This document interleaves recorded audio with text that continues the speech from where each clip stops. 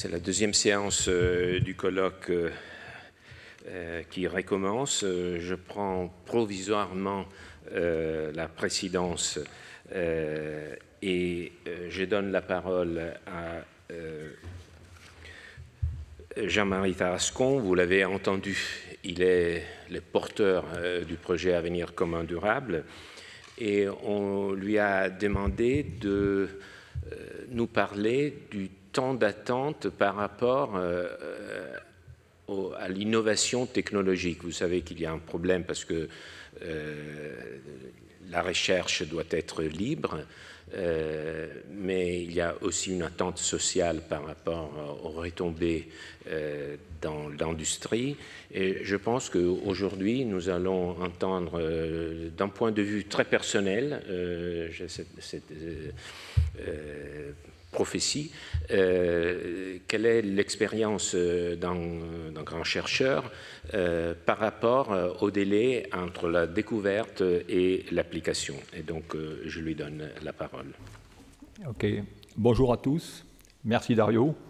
C'est pour moi un grand plaisir d'intervenir dans ce colloque Avenir, quel temps d'attente. Et d'autant plus que je suis un impatient né. D'où cette invitation va me donner l'opportunité finalement de vous présenter ce qu'est qu'une maturation technologique, comment ça se passe, et effectivement les différentes étapes, les différentes attentes, et bien sûr comment on va du produit ou de l'idée au produit. Alors pour structurer cette présentation, eh bien, je vais avoir trois parties. Dans la première partie, je vais évoquer de nouvelles technologies et essayer de relier technologie à innovation, invention et découverte. Je vous donnerai des définitions, je vous donnerai des exemples, et je dirais, après ce tour des raisons, eh bien, je prendrai des cas plus particuliers sur des technologies, des expériences personnelles que j'ai vécues, notamment dans le domaine des accumulateurs, et je prendrai 4 exemples. Ces 4 exemples, ils sont choisis car ils différencient. Ils différencient par le fait que la recherche, si c'est effectuée, changeait d'environnement, ainsi que finalement le support financier pour faire ces recherches. Et vous verrez que dans ces systèmes, il y a des technologies qui sont très bien ciblées et il y a d'autres technologies qui sont nettement plus ambitieuses, ou j'appellerais finalement une avancée technologique.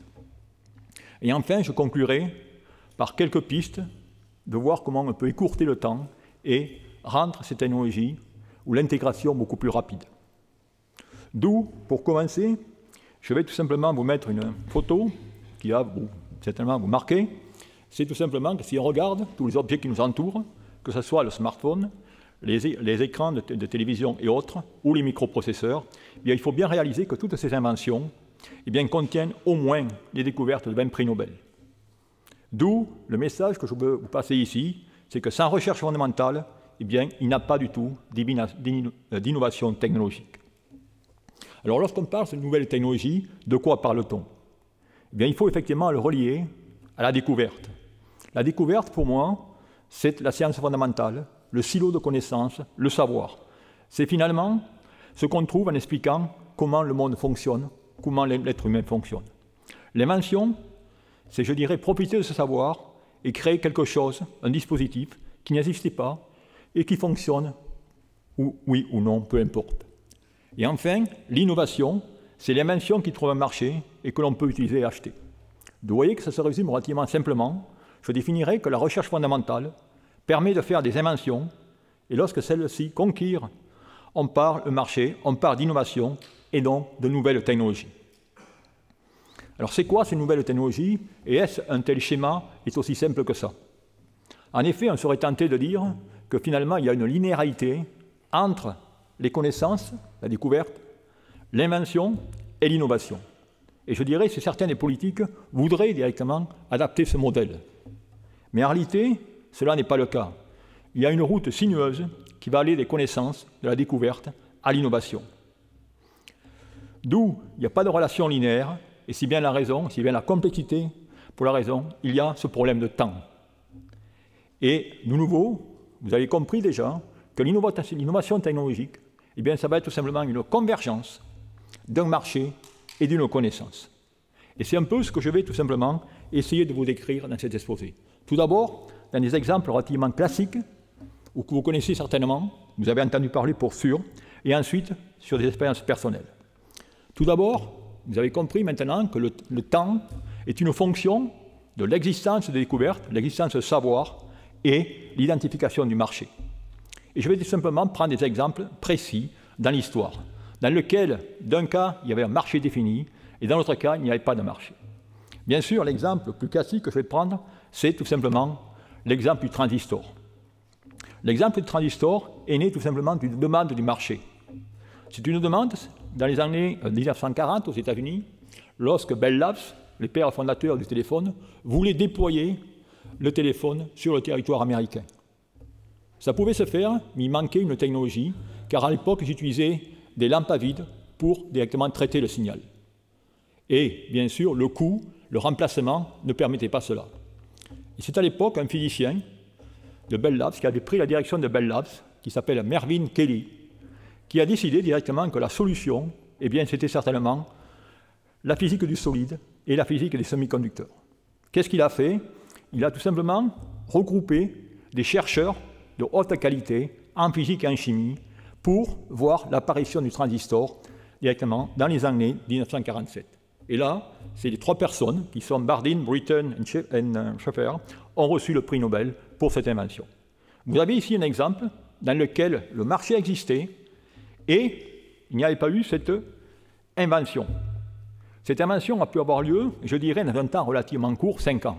Pourquoi? Parce qu'il y avait tout simplement 30 ans ou 20 ans de recherche fondamentale avant cela. Et d'ailleurs, c'était Schaeffer qui avait été interviewé et avait demandé, effectivement, on aurait pu découvrir le téléphone en 1920 si la question nous avait été posée. Donc voilà un exemple de cas où il y avait le marché et la technologie devait arriver. Le deuxième exemple que je voudrais choisir est un exemple qui vous certainement touche beaucoup, c'est l'exemple des télécommunications et le réseau des fibres optiques que vous utilisez actuellement pour votre Internet et tout ça. Là aussi, la fibre optique existait et on voulait faire de la communication à longue distance. Malheureusement, un signal optique, eh bien, il s'amortit avec la distance. D'où il fallait un amplificateur. Et cet amplificateur, jusque-là, est un amplificateur électronique dans lequel vous avez une perte d'énergie lorsque vous transformez du signal optique en signal électrique, et ainsi de suite. Et c'est ainsi que, là aussi, c'est des recherches sur des fibres optiques, notamment au niveau des matériaux, avec ce qu'on appelle l'amplificateur à fibre optique dopé à l'herbium, qui a permis, je dirais, d'augmenter le signal et de faire en sorte qu'aujourd'hui, eh bien, on peut avoir des câbles transatlantiques sous-marins de fibre optique, car ils ont développé ces amplificateurs optiques. Et tout ça, eh bien, là aussi, ça a pris 7 ans. Pour la bonne et simple raison, c'est que dans ce cas, eh bien, dès que l'invention de l'amplificateur a été faite, eh bien, il manquait encore finalement les lasers, qui étaient trop, je dirais, énormes, et jusqu'à l'arrivée des diodes laser pour faciliter cette télécommunication. Donc voilà l'histoire des télécommunications. Et enfin, vous pouvez avoir, je dirais, des découvertes ou des technologies beaucoup plus rapides, et celle que vous savez tous, qui a stupéfié tout le monde, eh bien, c'est bien sûr le cas du Covid.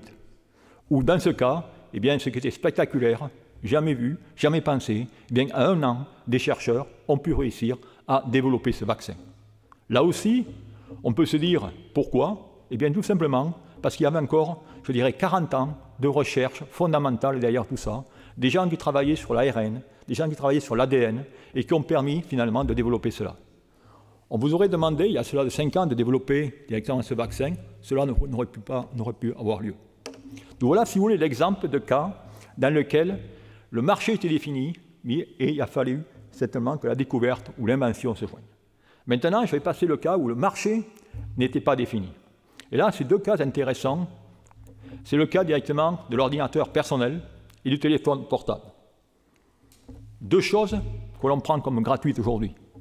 Eh bien, sachez que, tout simplement, il y a de cela 40 ans, lorsqu'on demandait à quelqu'un un ordinateur personnel, est-ce que vous voulez, personne n'était intéressé. Pour eux, les ordinateurs, c'était des calculateurs pour l'armée, pour l'industrie, pour les universités. Pour ce qui est du téléphone portable, la même chose. On n'en voyait pas l'utilité parce que le téléphone portable permettait finalement de relier, je dirais, 2 instituts, ainsi de suite, mais on ne le voyait pas comme une facilité personnelle. Et c'est la raison pour laquelle, eh bien, comme vous connaissez toute l'histoire, eh bien, Steve Jobs, qui tout simplement a eu la vision de la nécessité de cet ordinateur personnel et qui a pu créer ça relativement vite, Pour la bonne et simple raison, c'est qu'il a utilisé une technologie qui était dérivée, qui existait déjà de la part de Xerox. La même sorte pour Nokia, Nokia qui était, je dirais, une motivation double, parce que Nokia, si vous savez, est en Finlande. En Finlande, on n'est pas un pays très peuplé, et de mettre des lignes de téléphone fixes, certainement, n'était pas la plus grande solution. D'où, par conséquent, le téléphone portable s'avérait. Et là aussi, eh bien, ce téléphone portable, ils ont bénéficié d'une technologie qui existait déjà, qui avait été mise ou développée dans la ville de New York dans les années 1940 ou de Saint-Louis en 1943, où il y avait un téléphone portable, certes nettement performant que ce qu'on a aujourd'hui, mais il existait. Vous avez ici le cas, je dirais, d'une identification de marché qui, cette fois, a, je dirais, conduit l'implémentation rapide. Et les temps, dans ce cas, ont été relativement lents. Donc voilà à peu près ce tour d'horizon que je voulais vous donner sur ce qui s'est fait. Maintenant, je vais vouloir partager avec vous eh bien, des expériences personnelles, personnellement vécues, sur le marché de certaines technologies. Et le premier exemple que je vais prendre, je le ferai de façon systématique, vous montrer finalement quelle était la vision, quel était le marché, et ensuite comment, d'un point de vue scientifique, d'un point de vue fondamental, on a pu y réussir. Le premier, c'est des recherches que j'ai menées de cela très longtemps, sur, je l'appellerai, la batterie plastique. À l'époque, c'était juste l'arrivée des batteries à ion lithium, de configuration cylindrique ou prismatique, et, vu la miniature des objets, eh bien, la vision était tout simplement qu'il fallait réduire la taille de ces batteries et faire en sorte finalement qu'on puisse développer des batteries qui s'adaptent aux dispositifs électroniques qu'on voulait directement mettre en puissance. D'où l'idée de développer cette batterie plastique. Alors cette batterie plastique, c'est la même technologie que le lithium-ion, mais la question c'est comment on va intégrer cette chimie dans une matrice plastique. Et dans ce cas, il y a besoin d'innovation. Innovation au niveau de la membrane polymérique qui doit conduire les ions et du procédé, puisqu'on travaille avec le lithium, on voulait cependant un procédé qui a lieu à l'air. Alors lorsque vous avez une vision, c'est l'expérience, il faut tout simplement la partager. Et souvent, l'importance de partager cela au café, durant les repas, et d'essayer de générer l'enthousiasme de vos collaborateurs. Ensuite, eh bien, s'il y a une vision, il faut créer une équipe. Et pour créer cette équipe, bien là aussi, c'est, je dirais, un art de s'entourer des personnes dont vous avez réellement besoin, dont l'expertise est nécessaire. Et pour ce faire, bien ici, vous avez certaines personnes. Il y a une personne dont je voudrais directement souligner plus particulièrement, qui est Paul Warren, qui était un scientifique qui avait travaillé à Bell Labs depuis 30 ans et qui avait développé, même inventé, le fil de téléphone que vous avez sur vos téléphones fixes. Il était chef de département et suite à un repas ensemble, il m'a dit « Je démissionne de mon travail et je viens directement poursuivre avec toi cette aventure. » Et il est venu avec moi et il a joué un rôle clé car c'était vraiment le champion du plastique et des polymères. D'où on a tout simplement directement développé cette technologie, je ne vais pas bien sûr aller dans les détails, dont toute l'originalité a été finalement de configurer un polymère qui pouvait accepter finalement les électrolytes et conduire les ions lithium. Et ce polymère, pour la petite histoire, vous avez certainement connu, c'est un matériau, un copolymère de PVDF HFP, dans lequel on avait chargé de particules nanométriques de CO2 pour directement augmenter l'absorption du liquide. Donc voilà, si vous voulez, ce qui a été une étape clé. Alors pourquoi voilà le polymère? Ensuite, il fallait être innovant au niveau du procédé pour qu'on ne fasse pas ce procédé tout simplement dans des salles sèches et ainsi de suite. Pour ce faire, eh bien, on a mis tout un nouveau procédé en jouant tout simplement sur, je dirais, une propriété bien particulière de tous les plastiques qui, pour ceux qui ne le savent pas, tout plastique qui vous entoure contient, je dirais, une quantité de liquide. Eh bien, on a joué sur des réactions d'échange en prenant un solvant et en extrayant ce solvant pour mettre finalement, je dirais, la matière que l'on voulait à la fin, ce qui fait qu'on pouvait faire ce procédé à l'air. Et ce procédé à l'air, eh bien, automatiquement, on pouvait dans ce cas utiliser toutes les technologies existantes des plastiques, comme indiqué ici, avec différents feuillets, différents laminoirs. On pouvait souder directement ces feuillets ensemble, comme quand vous allez finalement au lave-linge, vous prenez votre vêtement, vous soudez les trucs. Et on avait tout simplement une matrice plastique dans laquelle on avait mis les matériaux d'électrode. Et on a pu obtenir cette fameuse technologie plastique. Et vous voyez, recherche qui a été commencée dans les années 1989, et qui en 1994, et je me rappellerai toujours, mars 15 1994, eh bien, on est allé directement dévoiler cette technologie au grand public. Et pour cela, comme à Bell Labs, ils étaient professionnels, eh bien, ils avaient loué un hôtel à Manhattan, qui était le Méridien. D'où cette technologie, qui a été bien sûr très brevetée, a dû passer une étape de certification pour une source extérieure, pour conduire à des applications dans les véhicules électriques, ainsi de suite. Donc si je regarde finalement le temps d'attente du concept de la technologie, eh bien, je dirais que dans ce cas, on a commencé cela en 1990, on a vu le premier démonstration en 1994, et, je dirais, la réalité, la commercialisation en 1998, c'est-à-dire 8 ans.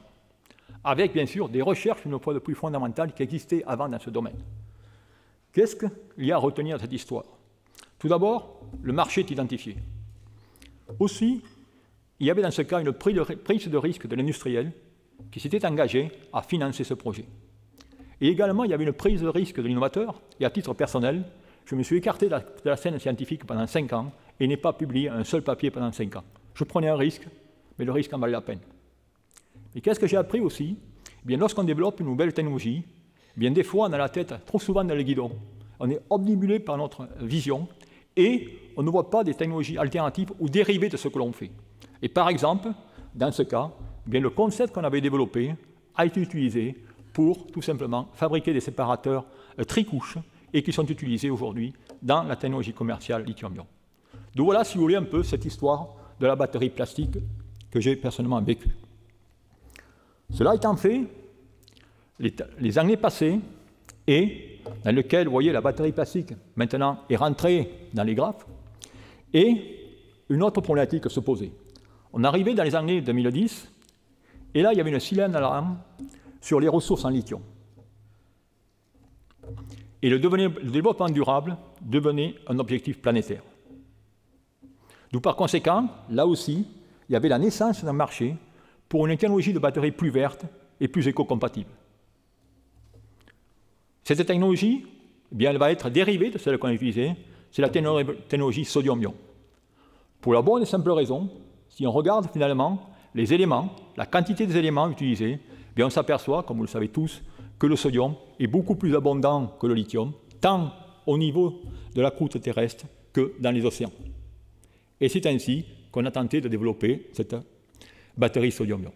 Alors bien sûr, ici vous pourriez me dire, rien de bien innovant, puisque Jules Verne avait, de cela presque 160 ans, en 1869, dans son roman 20 000 lieues sous les mers, avait écrit « Les batteries au sodium doivent être considérées comme les plus énergétiques ». La science-fiction peut-elle être un moteur d'innovation? Je ne sais pas, je laisserai certainement à mes confrères qui sont plus experts que moi directement de philosopher ou de dialoguer sur ce point. Il n'en est que cette technologie qu'on a lancée en 2010-2012, dans laquelle on a identifié une chimie, a vu le jour dans les années 2020. Pourquoi? Eh bien là aussi, recherche fondamentale, découverte de nouveaux matériaux, découverte de nouveaux électrolytes qui ont fait en sorte, finalement, qu'on avait la bonne configuration pour développer cette technologie. En revanche, au contraire de l'exemple précédent, eh bien ici, c'est une recherche qui s'est développée au niveau d'un réseau, au niveau universitaire, et pas au niveau privé, comme il était auparavant, d'où un temps relativement plus long. Si on regarde finalement le parcours, que j'essaie de résumer ici, voilà, si vous voulez, l'histoire du sodium-ion. 2012, départ des recherches. 2015, on a une très bonne conviction sur la faisabilité de cette technologie. Le problème du prototypage se posait, qu'on n'avait pas eu dans l'industrie, car on était directement équipé. Et ensuite, je vais pas aller directement dans la partie business, de levée de fonds, et ainsi de suite. Par contre, je voudrais tirer 2 messages de cette expérience et les embûches. Tout d'abord, en 2016, bien, j'avais présenté cette technologie à des industriels français. Ils étaient trop frileux, ne voulant pas prendre le risque directement de la développer. Ensuite, ayant le produit, eh bien, on s'est aperçu qu'on avait des difficultés pour lever les financements pour construire une usine. D'où, par conséquent, on est obligé de sous-contracter la fabrication en Chine, d'où je dirais bonjour la souveraineté européenne. Maturation d'une technologie, le temps d'attente, eh bien, effectivement, dans ce cas, c'est un peu différent, car on a profité finalement de toute la connaissance et le savoir sur la technologie lithium-ion. La technologie lithium-ion que vous utilisez aujourd'hui est une technologie qui s'est perfectionnée pendant 25 ans. Eh bien, cette technologie sodium-ion est en train de raccourcir le temps d'intégration, de maturation, puisque nous sommes à 10 ans, et je pense que dans 15 ans, on aura certainement, ou dans 5 ans de plus, excusez-moi, avoir ce domaine ou ce degré de sophistication. Bien sûr, nous ne sommes pas les seuls, et suite à ces travaux, bien, de nombreux groupes au monde travaillent sur le même système, des chimies certainement différentes, mais au sodium, notamment en Chine, avec 2 compagnies, CATL et INA, au Royaume-Uni avec Faradion, et aux États-Unis avec Natron Energy. Donc voilà, si vous voulez, la seconde histoire que je voulais vous raconter, où il a fallu dans ce cas 10 ans ou 11 ans pour passer finalement de l'idée, du concept à la technologie. Et enfin, les 2 dernières technologies dont je voudrais mentionner avec vous sont des technologies qui sont en cours de développement, qui n'ont pas encore abouti, mais qui, je pense, valent la peine d'être décrites, car vous allez voir, c'est des contextes une fois plus différents. La première est tout simplement ce qu'on appellerait la batterie intelligente. Et là, vous allez voir que c'est un peu différent, car on veut tout simplement innover dans un domaine, mais les connaissances n'appartiennent pas au même domaine. Pourquoi? Eh bien, tout simplement, c'est qu'aujourd'hui, avec notre dépendance croissante sur les batteries, leur fiabilité, avec la volonté de donner une double vie à des batteries, la volonté de pouvoir utiliser notre batterie comme finalement stockage d'électricité sur les grilles et ainsi de suite, et d'avoir des véhicules plus performants, il nous faut, tout dans ce cas, une meilleure traçabilité au niveau du véhicule électrique. Et dans ce cas, eh bien, cette traçabilité, il ne nous la faut pas au niveau de la batterie, comme on sait tous faire dans les laboratoires où on a des techniques analytiques très sophistiquées. Par contre, au niveau du système, eh bien, on est totalement dépourvu, où aujourd'hui, croyez-le si vous voulez, on ne mesure tout simplement que la température pour directement contrôler finalement l'état de la batterie, et ainsi de suite. Donc définitivement, c'est là qu'il y a un marché important à satisfaire, et marché finalement qu'on avait identifié dans déjà de cela 4 ou 5 ans. Ce marché, il est identifié par nous, mais également par l'Europe, parce que si vous regardez le cadre législatif de l'Europe, bien l'Europe vous parle d'un passeport électronique en 2026. Et ça, c'est un peu des problèmes européens dans lesquels on va faire des législations, mais on n'a aucune idée des technologies qui vont être utilisées pour le faire. Donc par conséquent, ce qu'on souhaite faire, et voilà les travaux qui sont en cours, c'est tout simplement, on est en train, dans ce cas, de regarder une grande avancée technologique qui n'est pas tout simplement liée à un point bien particulier, qui est la batterie, son contrôle. C'est une approche systémique dans laquelle, comme je vous le disais, eh bien, pour réussir ce projet, il va falloir, je dirais, utiliser un silo de connaissances qui va venir d'un domaine qui est le nôtre, bien sûr, celui des batteries, mais d'un domaine qui va être des interfaces, d'un domaine de l'Internet des objets, voire un domaine de l'intelligence artificielle, pour combiner tout ça et faire, je dirais, la batterie intelligente dont vous parlez. D'où, où en sommes-nous dans ce projet? Bien, voilà où nous en sommes.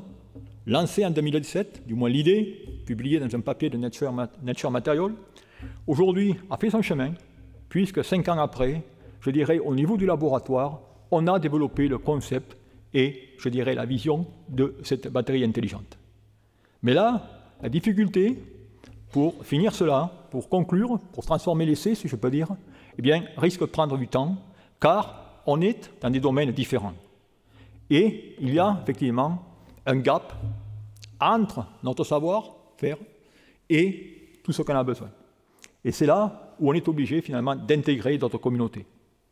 Et tout ça pour vous dire qu'on s'aperçoit que dans un cas comme celui-ci, eh bien, finalement, une avancée technologique ne peut se faire à l'échelle du laboratoire. Car dans ce cas, il y a tout simplement beaucoup de domaines imbriqués et cela demandera un temps plus long.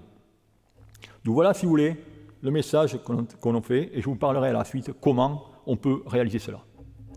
Et enfin, je voudrais terminer sur une autre technologie qui est en train de se développer dans le domaine, car là aussi, elle est riche d'exemples. La technologie qui est en train de se développer, c'est la technologie tout solide. C'est pour quand? Au niveau du marché, et surtout, c'est vu directement comme le Saint Graal du transport électrique. Car, théoriquement, il n'y aurait plus de problème de sécurité et l'autonomie serait, je dirais, augmentée de 50-60%. Là aussi, les besoins ils sont identifiés depuis des décennies. Il y a eu des tentatives des chercheurs, dont des tentatives relativement intenses, de cela 30 ans, mais les innovations ont été infructueuses en raison de verrous fondamentaux sérieux. Et ce qui s'est passé dans le domaine, eh bien, je dirais, là, s'il s'agit d'une découverte, pas de longue date, une découverte accidentelle, où des chercheurs ont trouvé une famille de matériaux qui ont des conductivités ioniques, je dirais, excellentes, égales à celles que vous pouvez avoir à le sel de cuisine que vous mettez dans l'eau et qui à l'état solide. C'est un peu la même histoire, finalement, qui s'est passée dans le domaine des supraconducteurs, lorsque tout d'un coup, un chercheur du Texas a développé un matériau qui avait une température de supraconductivité à 90 degrés K. Et là, eh bien, ça a été l'euphorie grandissante et une mobilisation planétaire. Et je dirais qu'à ce jour, tous les laboratoires, toutes les universités, tous les fabricants de batteries au monde travaillent sur le tout solide. Toutes les institutions, tant au niveau français, européen, financent grandement cette technologie. D'où on peut se poser quelle est la question de temps. Eh bien là, je vais passer tout simplement sur la courbe classique de développement d'un produit, dans lequel, eh bien, il y a souvent comme ça, il y a l'effet d'annonce, des attentes irréalistes dans lesquelles on croit naïvement que cette technologie va tout révolutionner et ainsi de suite. Et je pense qu'on a passé directement ce maximum. Actuellement, on est en train de retomber dans la vallée où, une fois de plus, on reprend, où on revient, où on reconsidère les problèmes récurrents qui avaient été rencontrés par des chercheurs avant nous il y a de cela 30 ans, notamment au niveau des interfaces, et ainsi de suite. D'où la courbe d'apprentissage, dans ce cas, va être longue, malgré les financements, une fois de plus, gigantesques qui ont lieu. Et c'est la raison pour laquelle la production de batteries tout solides, eh bien, elle prendra certainement 10 à 20 ans. Pourquoi? Parce que dans ce cas, le marché est là, il est fort. Par contre, au niveau connaissance, savoir scientifique, il nous manque encore, je dirais, des ingrédients pour réussir à faire cela. Donc voilà, si vous voulez, un peu ces 4 exemples que je voulais vous mentionner pour vous décrire un peu le panorama dans lequel une nouvelle technologie peut se créer, l'environnement scientifique, l'environnement financier et la complexité du problème, c'est l'innovation est dans votre secteur ou nécessite des connaissances de secteurs divers. D'où, pour terminer, eh bien, je voudrais tout simplement maintenant adresser le problème de comment accélérer les avancées technologiques. Et quand on parle d'avancées technologiques, ce n'est plus à l'échelle d'une batterie, mais c'est à l'échelle d'un système, d'une intégration. Eh bien, je pense que les grandes avancées technologiques seront rendues possibles par les États et l'Europe en assurant le risque, et non pas par les industriels qui se montrent trop frileux lorsqu'il s'agit d'explorer de nouveaux champs. C'est regrettable, car dans le passé, ce sont des compagnies privées, telles AT&T, où j'ai passé quelques années, IBM, Toyota et autres, qui ont été à l'origine de ces grandes avancées. Et bien sûr, si on passe à l'État ou à l'Europe, on peut se poser la question du temps. Et je prendrai une dérivée, je prendrai l'accélération. Eh bien, l'accélération, elle est variable, et je pense, là aussi, on n'est pas tellement en meilleure mesure de rentrer en compétition avec la Chine au niveau du temps d'exécution. On ne peut pas reprocher à l'Europe et à ses membres de se positionner sur différents projets, en misant par exemple sur les ordinateurs quantiques et sur les batteries du futur via des projets qu'on appelle Quantum ou Batterie 2030. Ces projets rassemblent acteurs universitaires et industriels. Et malheureusement, la plupart du temps, ces projets de recherche académiques à rupture technologique restent cependant contre-productifs en raison de certains industriels qui sont là plutôt en tant qu'une position d'attente qu'une position proactive. D'où, comment changer cela? Que faut-il faire, je crois, dans le futur? Eh bien, il faut renforcer la synergie entre le public et le privé. Il faut faire en sorte, finalement, que cette connaissance scientifique, ce savoir scientifique, interagisse fortement avec ces connaissances technologiques. il faut qu'il y ait cette symbiose, qu'il y ait cette synergie. Et cette synergie, je pense qu'il faudrait finalement, dans nos systèmes européens, d'introduire, de revaloriser cette question d'engineering, qui est bien connue aux États-Unis. Vous avez le MIT, Massachusetts Institute of Technology. Vous n'avez pas d'équivalent en France. Et je pense que cet aspect engineering est relativement important. Et enfin, s'il vous plaît, évitez la paranoïa contre-productive de la confidentialité, ce qui paralyse tout développement universitaire industriel. Donc sur ce, eh bien, pour conclure, je voudrais tout simplement vous livrer 2 réflexions, 2 citations ou 2 conclusions. Ce sont des citations de personnes, je dirais, très connues, des notoriétés dans le domaine, notamment Steven Chu, qui était le secrétaire d'État à l'énergie sous Obama, qui tout simplement renforce la nécessité de ce jeu de ping-pong entre la science, le savoir et la technologie. Et enfin, la dernière, qui est du prix Nobel de Ben Farica pour son moteur moléculaire en 2016, qui écrivait, et je ne peux que partager, le meilleur moyen de prédire une grande avancée scientifique, c'est de l'inventer. Je vous laisserai ces 2 réflexions de ces grands, je dirais, notoriétés scientifiques pour un peu réfléchir sur la nouvelle technologie et ainsi de suite. Et sur ce, bien, je voudrais vous remercier pour votre attention.